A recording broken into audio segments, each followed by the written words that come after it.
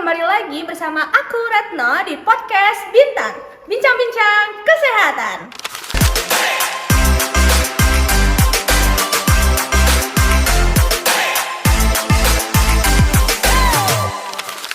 Nah guys, pada episode kali ini kita akan membahas topik yang sangat menarik. Apalagi topik ini sangat booming loh di kalangan remaja. Penasaran kan topiknya apa? Nah, apalagi pada episode kali ini kita kedatangan bintang tamu yang sangat spesial. Penasaran kan? Ada yang tahu nggak? Cluenya, dia merupakan mahasiswi di Universitas Singapura Bangsa Karawang yang aktif di bidang kesehatan loh guys. Makin penasaran kan? Yuk kita langsung saja panggil Teh Fadia. Halo Teh. Halo Teh. Gimana kabarnya nih Teh? Alhamdulillah baik. Retno gimana kabarnya? Alhamdulillah aku baik. Seneng banget deh bisa ngundang Teteh di podcast aku. Iya, senang juga nih bisa diundang. Semoga kita bisa berbincang secara hangat ya Teh ya. Betul. Teteh lagi libur kuliah. Iya betul Teh. Berarti pas banget ya Teh, Teteh lagi libur, kita bisa bahas tentang dunia kesehatan nih Teh. Betul banget Teh, bisa kok bisa. Nah Teh, aku tuh mau nanya, di era sekarang apa sih topik yang paling lagi naik daun ataupun yang lagi krusial di zaman sekarang? Kalau misalkan bahas topik yang paling lagi naik daun itu di dunia kesehatan sendiri ya Teh ya, ada yang namanya virus HIV Teh. Itu tuh sangat hangat banget untuk diperbincangkan, apalagi di kalangan anak muda seperti kita Teh. Wah, topiknya seru banget, kayaknya menarik Pasti, Teh. banget ya Teh ya. Kenapa HIV itu jadi topik yang paling naik daun di era sekarang? Emangnya HIV itu apa sih Teh? HIV itu suatu infeksi menular seksual yang bisa disebarkan dari berbagai cara Teh. Kalau misalkan ditanya kenapa sangat penting itu, karena kan HIV itu ada salah satu infeksi menular seksual yang bisa ditularkan dari mana aja dan berbagai cara. Nah, kenapa sangat hangat di dunia muda? Karena beberapa cara penularannya itu sesuai atau mungkin bukan sesuai ya, lebih ke banyak dari pola hidup remaja sendiri gitu Teh. Berarti sangat rentan banget terhadap Iya, remaja ya Teh ya. betul. Kenapa sih Teh di zaman sekarang, era sekarang gitu ya, rentan banget remaja terkena HIV? Emang cara penularannya tuh gimana Teh?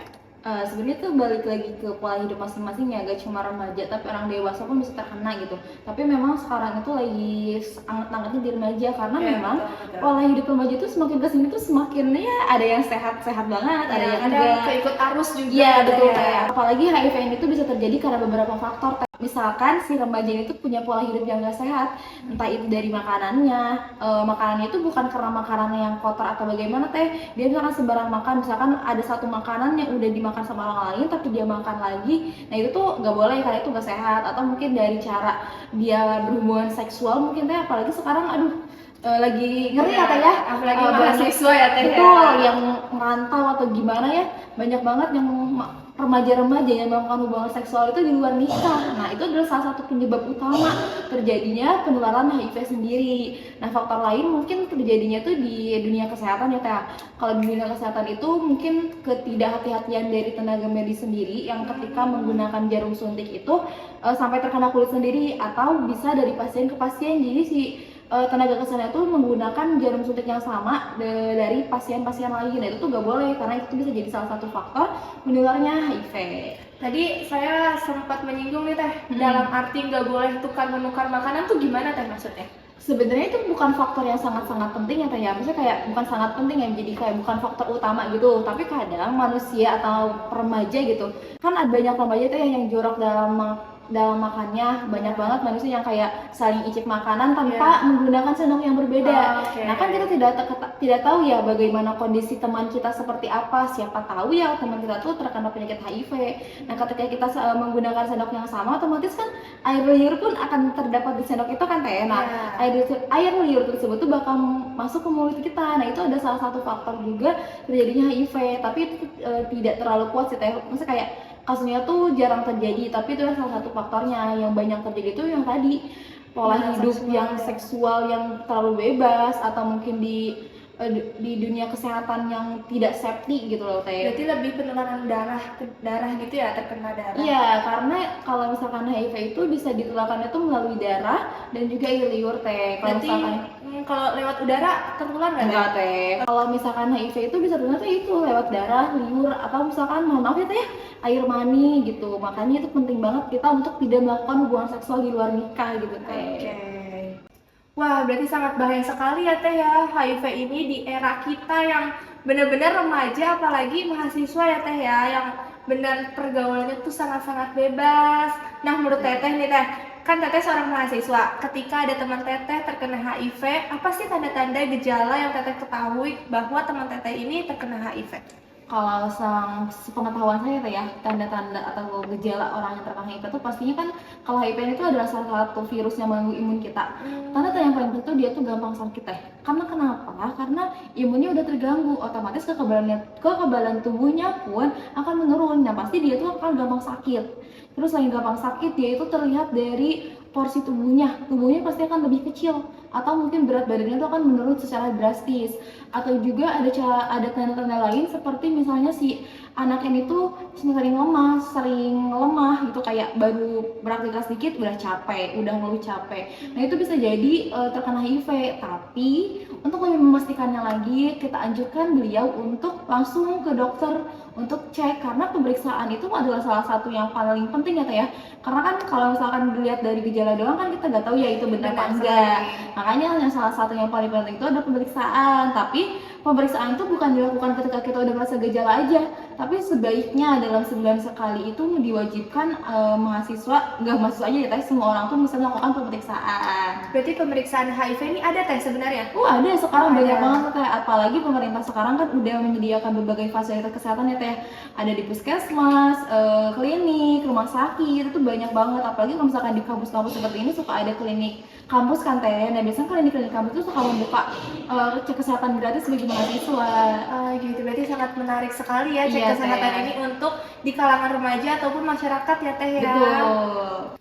Nah Teh, tadi kan aku bilang Teh, ketika teman Teteh ada yang terkena HIV misalkan nih Teh, apa sih gimana cara Teteh menanggapinya, terus juga gimana Teteh sebagai teman gitu?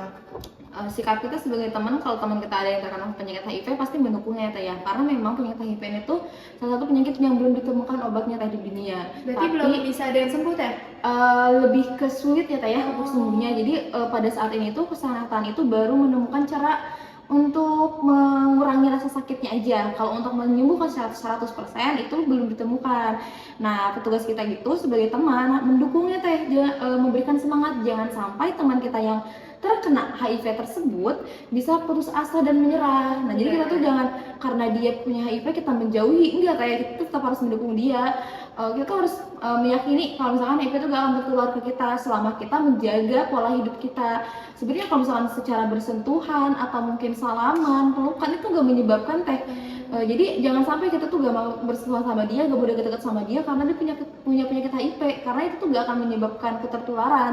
Justru kalau kita menjauhi dia atau memisahkan dia gitu dari kalangan kita, justru dia akan minder dan akhirnya dia gak mau berobat. Ya betul Teh, seperti itu. Jadi terpuruk ya Teh Iya. ya, malah proses penyembuhannya malah semakin terhambat ya. Jadi poin pentingnya tuh dukung terus hingga teman kita bisa sehat kembali. Oke Teh, tadi kan kita sudah berbincang-bincang nih Teh dari A sampai Z. Gimana nih Teh, seru nggak Teh? Seru banget Teh pastinya. Oke, saya juga merasa seru nih Teh, apalagi tadi dapat ilmu baru dari Teteh tentang HIV itu sangat menarik ternyata ya Teh ya. Nah Teh, Teteh coba dong kasih pesan untuk penonton podcast aku Teh. Oke, boleh Teh. Oke Teh, kasih pesan Teh, kasih paham. Pesan aku untuk teman-teman di luar sana, selalu tetap jaga kesehatan dan pola hidup teman-teman. Karena ketika teman-teman terjerumus ke dalam suatu pergaulan, akan menyebabkan efek yang sangat fatal, terutama di bidang kesehatan. Karena dari gaya hidup teman-teman bisa menyebabkan atau melahirkan suatu penyakit yang sangat serius untuk tubuh teman-teman. Jadi, tetap jaga pola kesehatan, jangan sampai teman-teman terbawa arus oleh pergaulan. Wah Teh, pesannya sangat menarik sekali ya Teh ya. Iya, semoga ya bisa diingat oleh teman-teman di luar sana ya Teh ya. Oke, betul teman-teman, diingat ya pesan dari Teh Sadiah tadi. Oke Teh, tadi kita sudah berbincang-bincang banyak ya Teh ya. Terima kasih sudah hadir di podcast aku nih Teh. Terima kasih juga udah diundang, seneng banget nih bisa sharing bareng gini. Semoga nanti Teteh bisa ketemu lagi bareng aku ya Teh ya, di topik yang lebih menarik lagi tentunya. Ya, semoga ya Teh ya. Oke, untuk teman-teman semua tetap jaga kesehatan, pola hidup sehat, dan sampai jumpa di podcast selanjutnya. Bye-bye!